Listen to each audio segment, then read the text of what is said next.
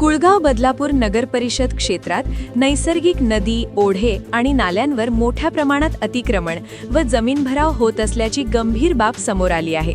गेल्या काही वर्षांत या प्रक्रियेला वेग आला असून पावसाळ्यापूर्वीच अनेक मोठे नाले अरुंद नळ्यांमध्ये रूपांतरित होण्याची तर छोटे नाले पूर्णतः नष्ट होण्याची शक्यता व्यक्त केली जात आहे।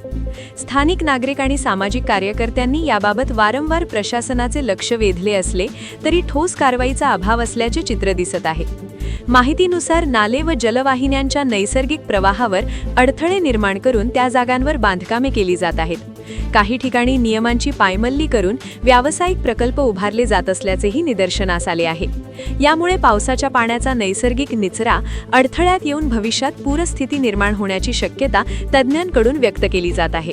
पर्यावरण तज्ज्ञांच्या मते शहरातील नैसर्गिक जलमार्गांचे अस्तित्व कमी झाल्यास जमिनीत पाण्याचे झिरपणे थांबते, परिणामी भूजल पातळी घसरते आणि विहिरी, तलाव, पाणवठे कोरडे पडण्याचा धोका वाढतो।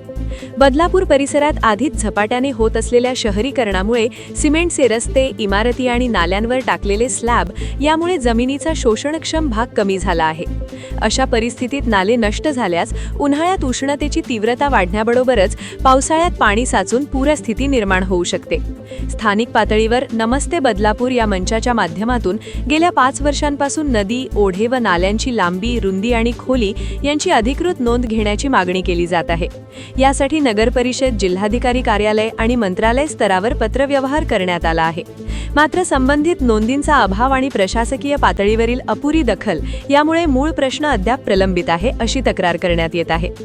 नगर परिषद स्थापन होऊन 3 दशकांहून अधिक कालावधी लोटल्यानंतरही नैसर्गिक जलमार्गांची अधिकृत नोंद दप्तरी नसल्याचे समोर येत आहे। या पार्श्वभूमीवर अतिक्रमण रोखण्यासाठी ठोस धोरणाची गरज अधोरेखित होत आहे। नागरिकांच्या म्हणण्यानुसार वेळेत उपाययोजना न झाल्यास शहरातील पर्यावरणीय संतुलन बिघडून दीर्घकालीन परिणाम भोगावे लागू शकतात। दरम्यान प्रशासनाकडून नाले सफाई, जलनियोजन आणि अतिक्रमणाविरोधात मोहिमा राबवण्याचे आश्वासन दिले जात असले तरी त्याची प्रभावी अंमलबजावणी होणे आवश्यक आहे। शहरी नियोजनात नैसर्गिक जलमार्गांचे संरक्षण हा महत्त्वाचा घटक मानून नियोजन केल्यास भविष्यातील संकटे टाळता येऊ शकतात। एकूणच बदलापूरमध्ये सुरू असलेले नाले अतिक्रमण हे केवळ स्थानिक प्रश्न नसून पर्यावरणीय आणि शहरी व्यवस्थापनाशी संबंधित गंभीर मुद्दा आहे।